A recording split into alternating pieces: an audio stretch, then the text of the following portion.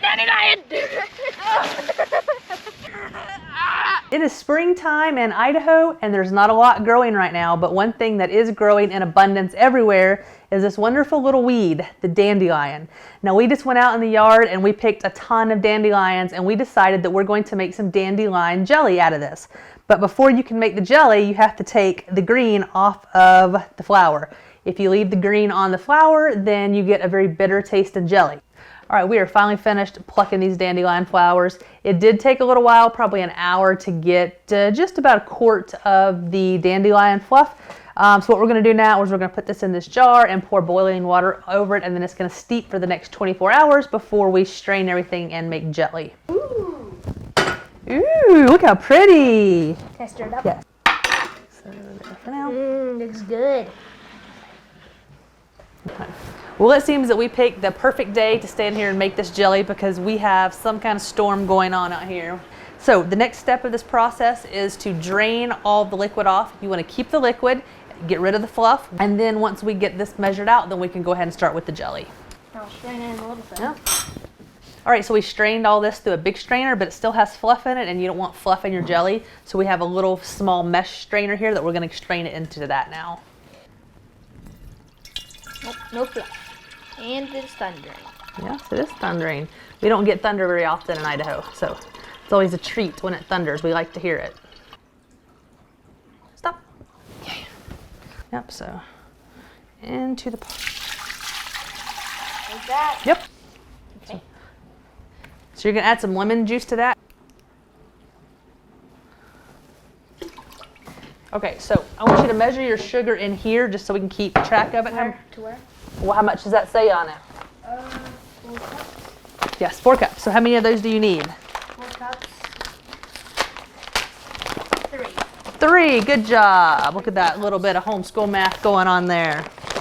And he didn't even know. Set this aside because we don't put this in until after we do the pectin. For 1 batch, we need 7 tablespoons. So how much do we need for 3 batches? 21. Good job. Give me 5. Look at that multiplication. Ooh, looks cool. All right, so whisk that up really good, and then let's get it onto the stove. Stir that frequently until it comes to a boil, and then we'll add our sugar, bring it to another boil it for 30 minutes, and then we will take it off and then put it into our jars. Now, when you make jelly, you're not using a pressure canner, you're just doing a hot water bath. To do a hot water bath, what you're gonna do is you're going to start with hot sterilized jars and lids. And when our jelly gets ready, we'll take that hot jelly, put it into the hot jars, cap them, and then we'll put them back into this pot with this water, and then we'll bring it back to a boil. Once it boils, and it's just gonna boil for 10 to 15 minutes, depending on what size jars you have. And then it's ready. Once that 15 minutes is up, you take the jars out and let them cool. So now this jelly is starting to foam up a little bit, and so you can just put a teaspoon of butter in here, and that helps with this foam. So that pectin really tends to settle to the bottom of your pot. When you're stirring, make sure that you're getting all the way to the bottom of that pot and then all the way around the sides of it too, so it's not going to stick and burn on the bottom or the side. All right, so this is here, stir that. This is starting to foam, and so that is ready for the sugar. All right, so once you put your sugar in here, you have to stir this constantly until it starts boiling because the sugar will burn very quickly. So this is the longest part of the jelly process because you have to stand over the stove and just stir and stir and stir. And another thing, when you were picking your pot to make jelly in, now our liquid here, now that we've added the sugar, the liquid is halfway up this pot. And once it starts boiling, you have to boil it for 3 minutes, and that will foam over the top. So pick a bigger pot than you think that you're gonna use. You need all that extra room for that foam.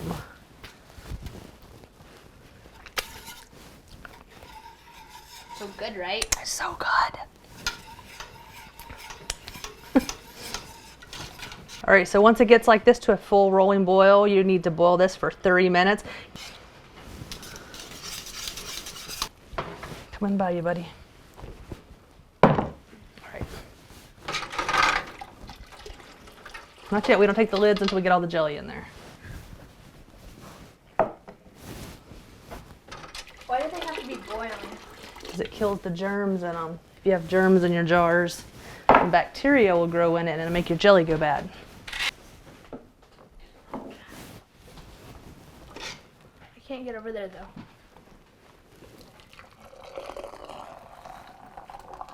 So if you wanted this a brighter yellow, you could put just a couple drops of yellow food coloring in it. And then you need to leave about a 1/4 inch space at the top of your jars. Why?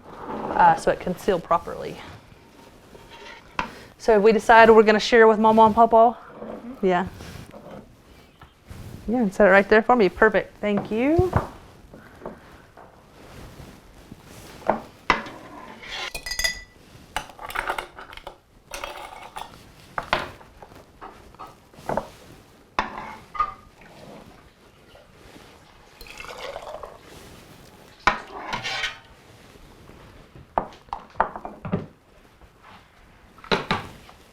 So before you put your lids on, you want to go around with a hot rag and then wipe the jelly that has spilled on the rims of your jar. If you leave that jelly on there, then there's a chance that your jars might not seal.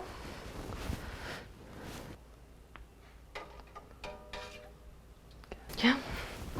Okay, so once you have all your lids on there, then you're going to put it back into the water bath now. So you're going to put it into the hot water. Once it comes to a boil, then you're going to start your timer for 10 minutes. Be very careful. Okay. Here, let me see that for a second, buddy. Let me scoot these together here. You want me to finish up? Okay. Okay, watch out. Let's take these out. All right, now you can already hear these popping, and that's what they're supposed to be doing. That just means that the jars are sealing. We'll let all this cool until in the morning, and then we'll take them and put them in our storage place.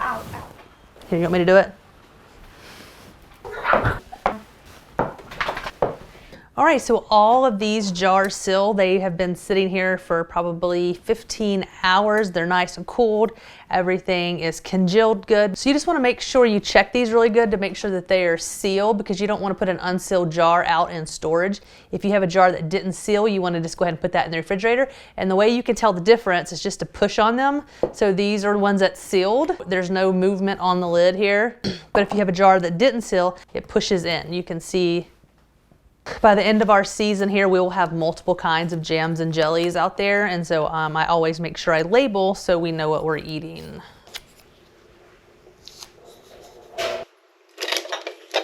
That's going to wrap it up for this week's video. Don't forget to subscribe to the channel. Also, don't forget to hit that little bell icon. There you go. Don't forget to hit that little bell icon so you'll be notified when the next video comes out. Also, don't forget to head on over to Instagram and follow me over there at Life Like Lizzie. And with that, we will see you for the next one.